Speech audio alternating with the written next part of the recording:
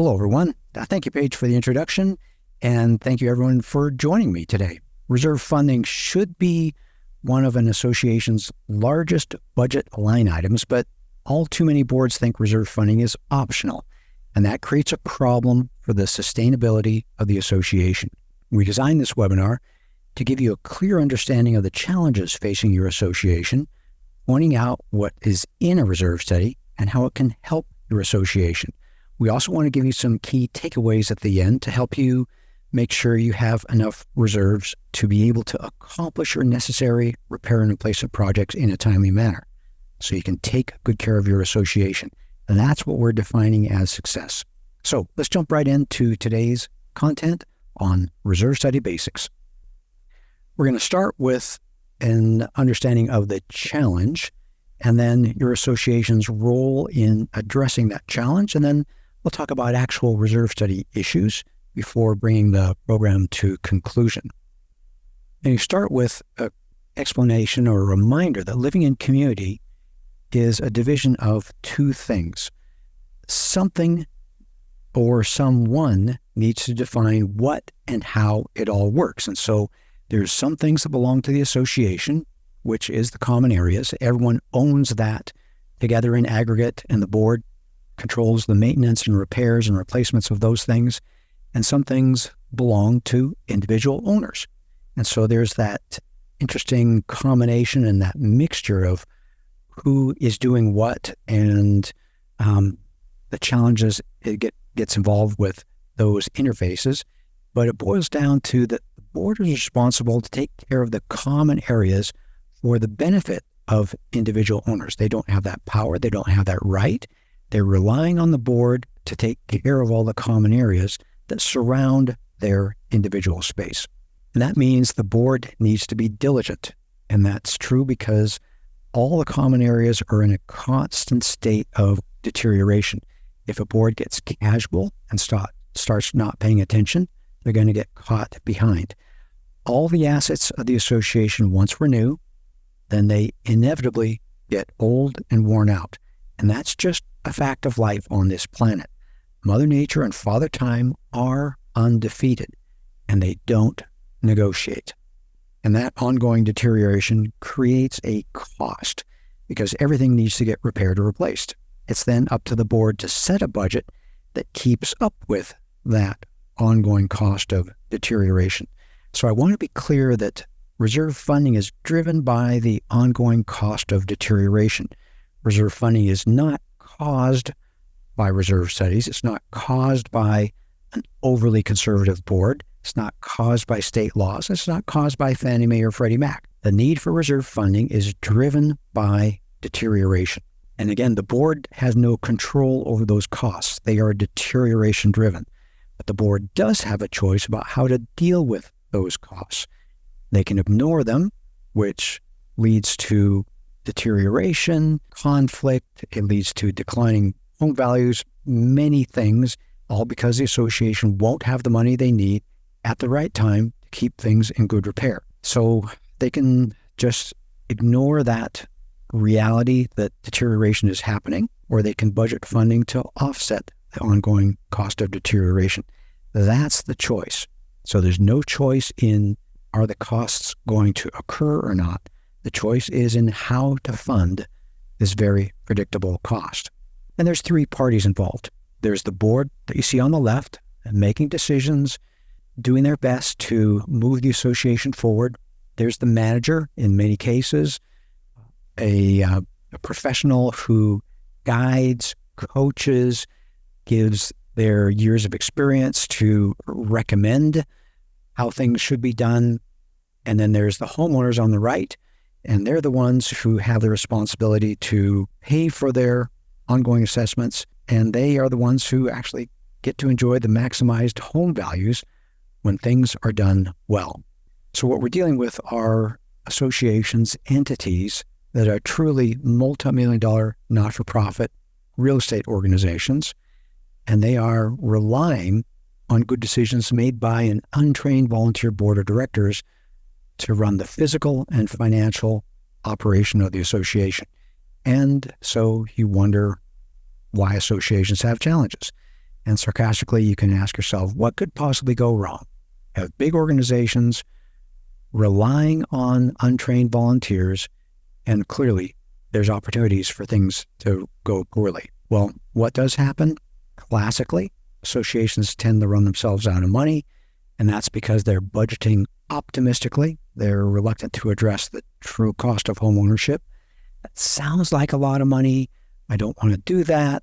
That'll raise the assessments. Just that anxiety over, should I do this? And that's just the concern that they have about what's going on at the association. And when they run themselves out of money, when they're running low, that creates special assessments, lagging home values, and even the safety concerns like we saw a little over 2 years ago with the tragic collapse of Champlain Towers South. And what I want to make clear is that when you don't have the funds to take good care of the common areas, bad things happen. So keep that in mind. It can be small. It could be just a special assessment. It could be that you have to wait for a leaky roof to get repaired to get on a roofer's calendar. You have to deal with an entry gate that you have to get on the gate company's schedule to get that fixed, or it can be something significant. But bad things happen. You don't have the cash to get things done. All right, so let's turn on to the next portion of the program. What does your association in particular have to do with, and where does it fit into this situation? Well, every association I work with feels like their budget is tight, and that's rightfully so. The board has the power to set the budget. In most cases, sometimes it actually requires a homeowner vote of approval, and that sucks money out of the pockets of every owner. It's an obligation. And so the board members are rightfully cautious about moving too aggressively in this manner, and also because it's going to take money out of their pockets. So traditionally, boards keep budgets very lean, but bills are bills. They need to get paid. If the association is using a service or taking availability of someone else's time, they have an obligation to pay for that. If you don't pay the power bill, it doesn't go away. It just stays there waiting to get paid the next month. Doesn't go away if ignored. So bills need to be paid. They don't disappear if you close your eyes. Generally, boards are pretty good at paying the monthly bills. They arrive on a regular basis for the things the association consumes, whether that's electricity, water, janitorial services, landscaping, management, whatever it is.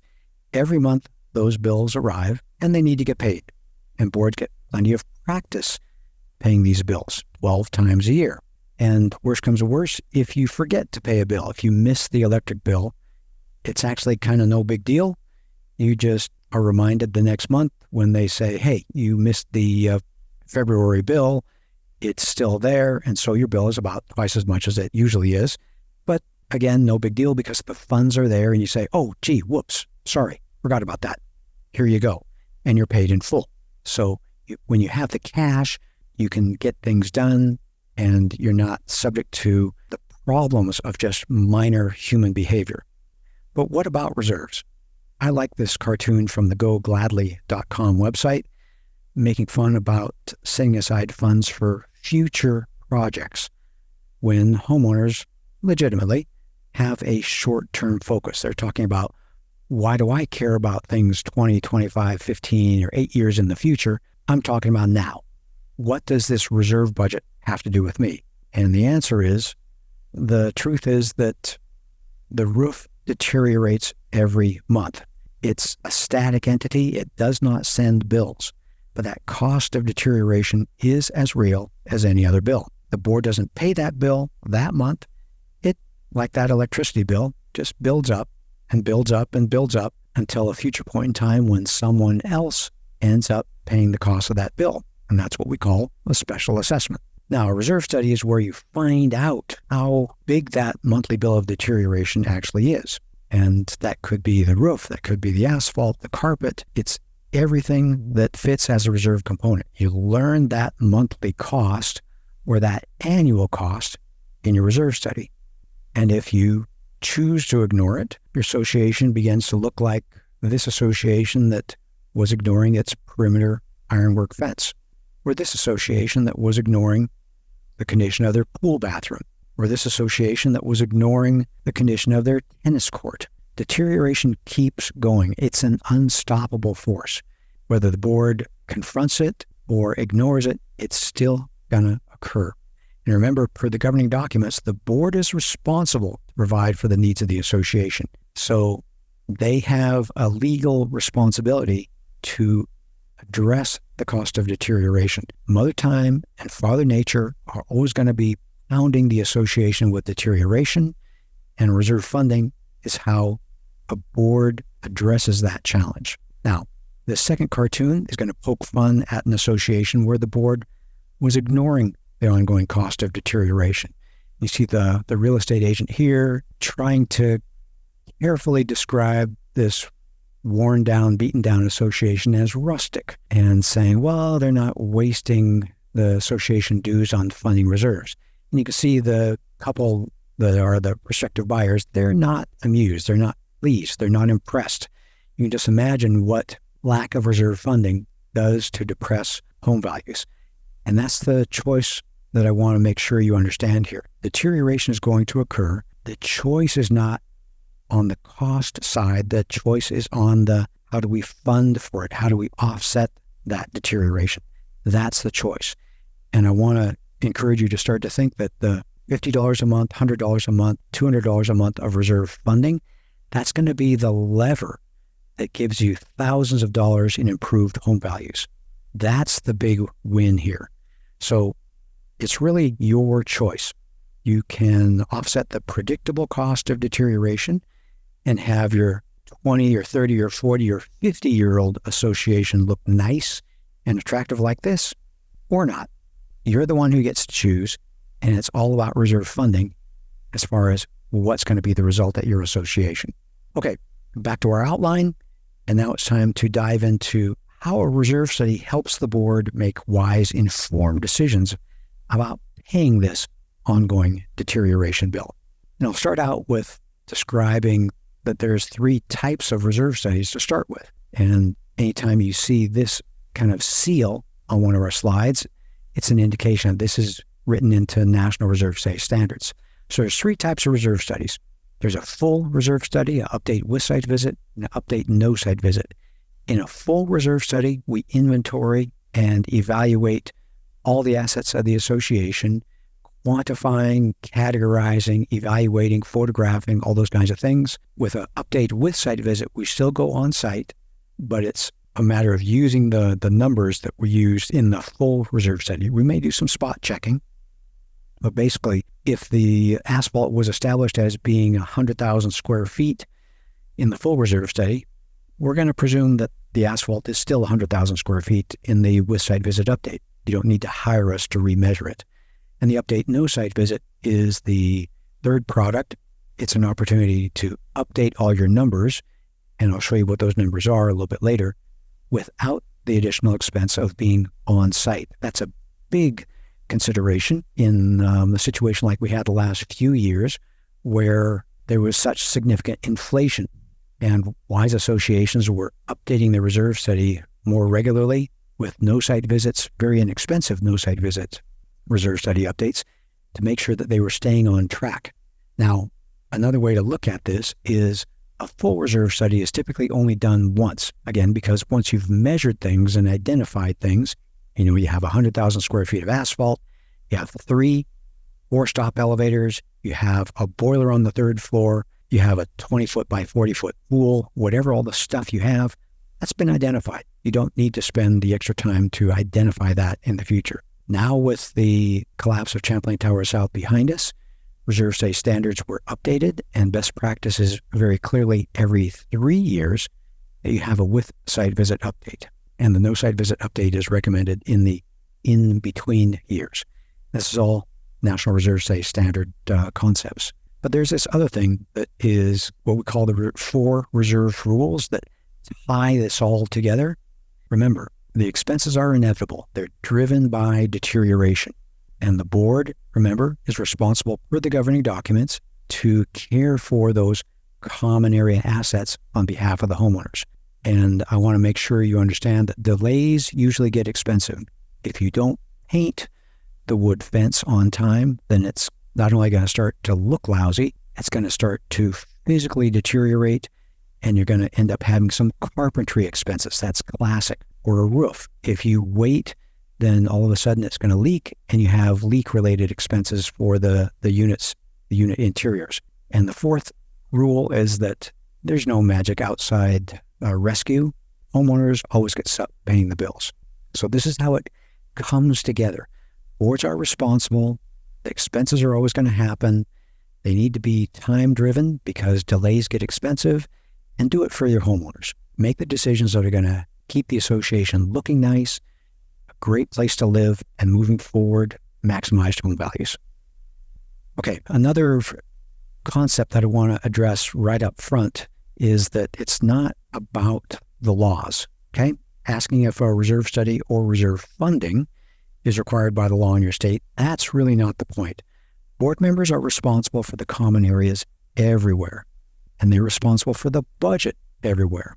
Now, again, there are some areas where the homeowners get to vote to approve the budget, but the board still needs to do the job of setting the budget and politicking to create a budget that will pass. And remember that Mother Nature and Father Time are consistently and predictably deteriorating, creating costs that the association needs to bear. So it's not all about legal compliance. It's about taking care of your association. The board's responsible, and the costs are going to be there. So reserve study planning boils down to three questions about what do I do here? It's first off, you see at the top, what are we reserving for? What are our obligations? And then what's our starting point? Do we have enough? Knowing what our costs are going to be, knowing our starting point, a strong, weak, or fair, and how much do we need to be setting aside? That's really what reserve planning boils down to. And fortunately, you get three very discrete answers in a reserve study. And we start with a component list. Component list is what we call the foundation of every reserve study. It's where we define, okay, what are the obligations that the association has? What condition are they in? What are those project cost challenges, and when are they going to be? And the result is a component list table. You may have seen something like this. It's a description of projects, and we're not going to call them things, we're going to call them projects, because you see here, asphalt may have a seal project every 5 years, but it may also, that same asphalt may have a resurface project every 20 years. And then there's replacement of pool furniture, but it may be only resurfacing of the pool. So think of them as projects. Elevator, modernize. The guts of it, the refurbish. This may be carpet replacement. It may be wall painting. It may be the furniture in the elevator lobby. So there's different elements to these different kind of projects that are getting done. UL stands for useful life. It's the expected life of that the project will serve the needs of the association. Remaining useful life tells us where we are in that life cycle. Here, the pool furniture needs to be replaced now.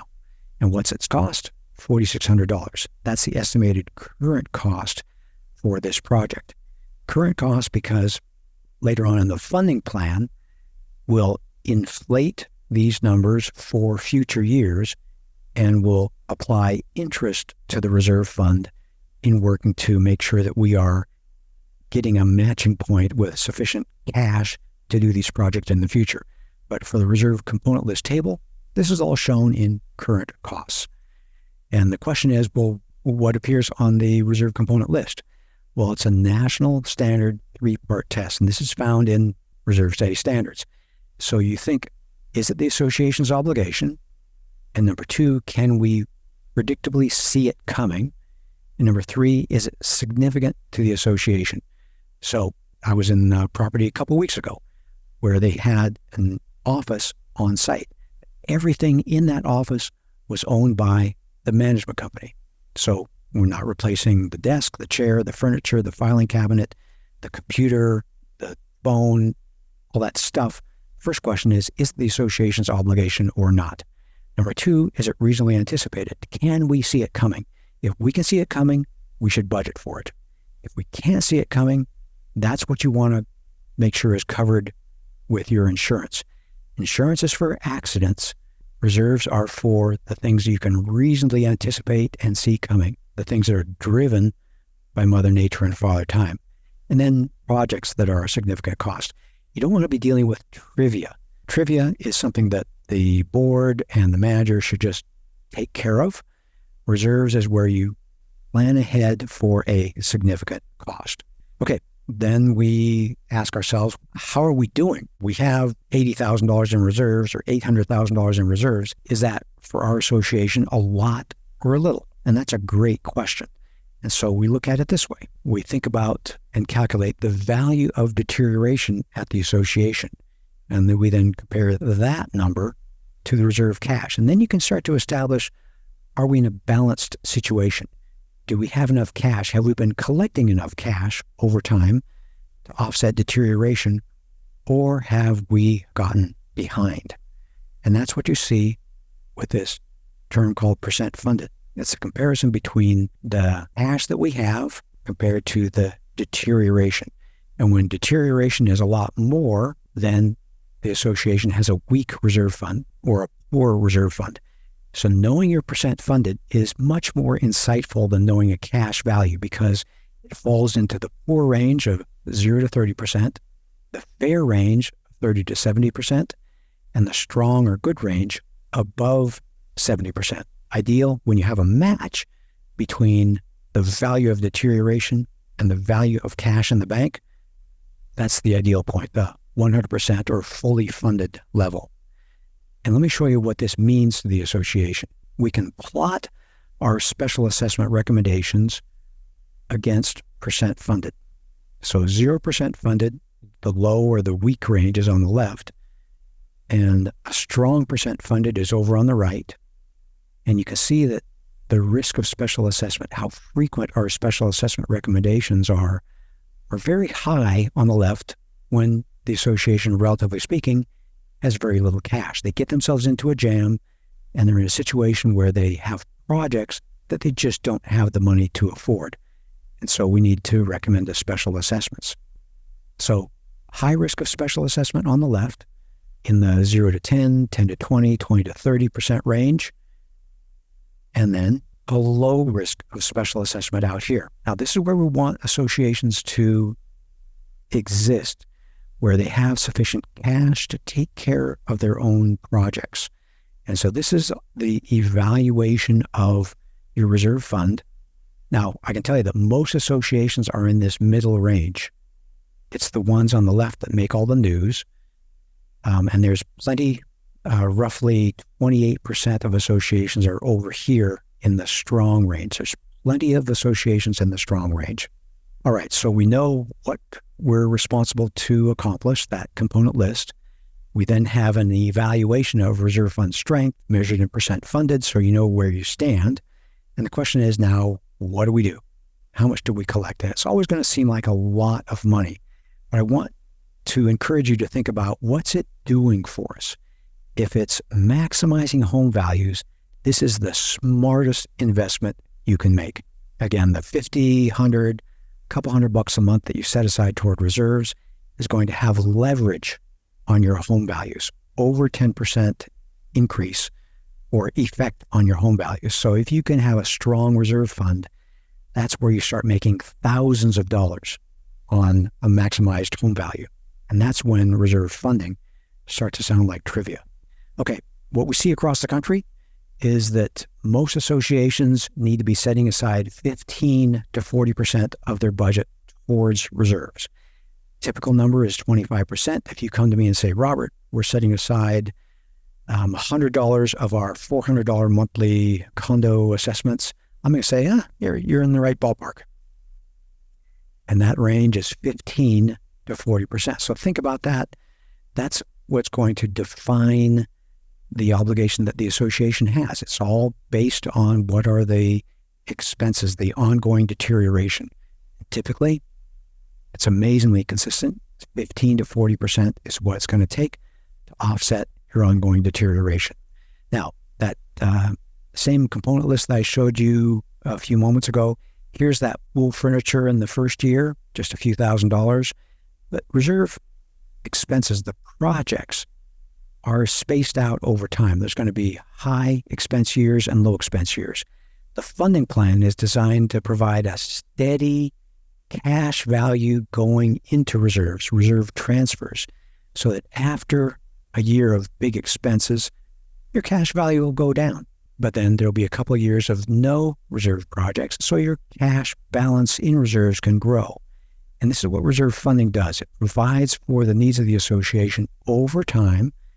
After an expense, it drops, but you have enough time to build it. Drops again, you build it back up. That's what reserve funding is all about. But another reality of this world that we live in is that nothing ever happens exactly according to plan. You need to have some margin. On that prior chart, some of those expenses are going to be a little more than expected. Some of them are going to occur earlier than expected. So you don't want to run your plan too tightly. You want to make sure you have some margin. And that means there is a lot of value in giving yourself a little bit of extra room here to allow for things that don't occur exactly according to plan. Now, your reserve study provider is going to recommend this and develop that into your reserve funding plan. But I want to make sure you understand that this is a wise move. They're not just being overly conservative. Things in this world do not always happen exactly according to plan. All right, let me bring this in for a landing. And I want to remind you that the theme here is that ongoing deterioration is a force of nature. You can't deal with it. This is a classic-looking, old, weathered barn that you see driving down a road.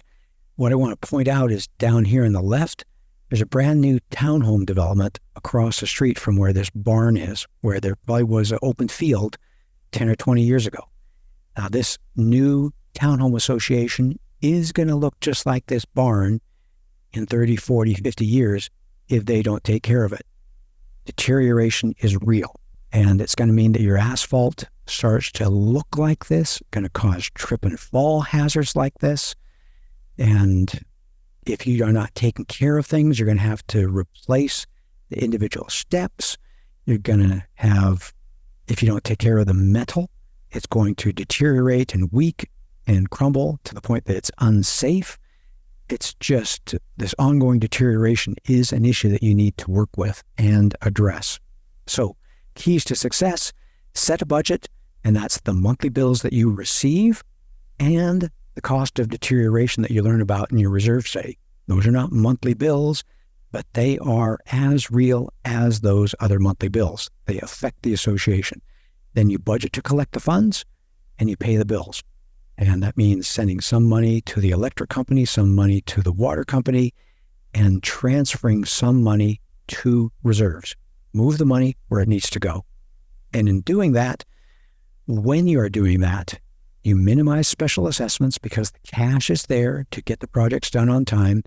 Everyone has paid their fair share evenly over the amount of time they lived at the association.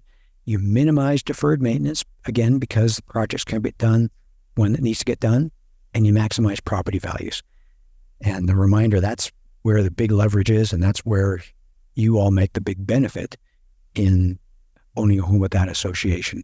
So as you're working with reserve planning, maybe a little early in the year here in where we March, for many of you associations that are planning in the summer and fall, make sure you're choosing words like the funding needs or your reserve transfers. Don't call them contributions. Contributions sound like they're voluntary. And don't call them for the future or for a rainy day, for emergencies. They're not. They're for very planned, predictable costs. And all we're asking is that the owners offset ongoing deterioration 1 month at a time. When you take care of the present, offsetting deterioration 1 month at a time, the future takes care of itself. And here's a picture from a property that I saw that I enjoyed seeing. You can see a parking deck on the left here and tennis court, and the building is off to our right. I liked this sign. We all want the structure to be perfect. Please let us know about anything that isn't right. And their maintenance hotline there.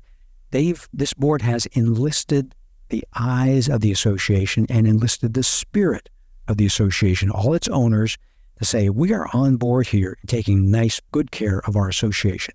We're going to have strong owner enjoyment. We're going to have strong property values, and it's worth a little bit of our money to do this. They have their eye on the prize. And another sign that we all see is a sign that's on the window of a new car. Talks about how much fuel this thing is supposed to burn, and this is a big Pathfinder Armada, burns a lot of fuel. But you have this understanding of what you're up against, and a reserve study helps you understand what you're up against at your association. It helps you know what the ongoing costs will be to own a home in the association. And I want to encourage you to think, if you were doing the mental math when I talked about 25% being a good fraction of annual assessments to have going towards reserves, maybe you're thinking, oh, wow, that's a long way from where we are. It may take a few years to get to an improved future. I get that. Work with your reserve study provider, develop a funding plan that works for you, that works within your political constraints. It may stretch the budgets of some of your homeowners, and that's fine. They've lucked out, sneaking by for a few years. It is time to catch up. Can't do anything about the bills. Mother Nature and Father Time are going to deteriorate everything. But I want to encourage you to think it's worth the journey. Get a reserve study to guide you where the path is, help you stay on that path as it curves and meanders through the years with project that happens early, inflation that's higher than expected, all those things. But you have a reserve study and you have a reserve study provider on your team.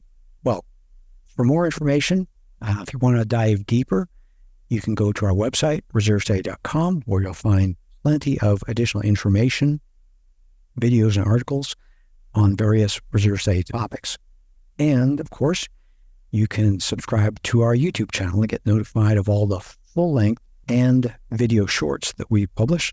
That's a nice free way to stay on top of reserve study issues. Just go to YouTube, search for Reserve Study, and most likely you'll see our videos there and be able to subscribe. For an easy-to-read reference for your association, you can get our book. It's just $24.99 on Amazon. You can download the first chapter for free from our website, or I'll put a link in the summary, the outline that we provide for everyone who completes the survey at the end of this program. And I've got a copy here on my desk that I'll give away to someone who asks an interesting question in our Q&A section. And another resource we have is our weekly, and I'm happy to report fast-growing, 30-minute podcast for board members called HOA Insights, Common Sense for Common Areas. You can find it wherever podcasts are found. You can find it also on YouTube and on the website hoainsights.org. It features guest experts, discussions with the hosts on current events, and one episode a month, we feature a board hero. So we're elevating, encouraging, equipping board members for the hard work they do, helping them have success about running their association and moving it forward safely and successfully. And with that, we're at the end of our scheduled comments today. And so at this time, I'll turn the microphone over to Paige, who will coordinate our Q&A time.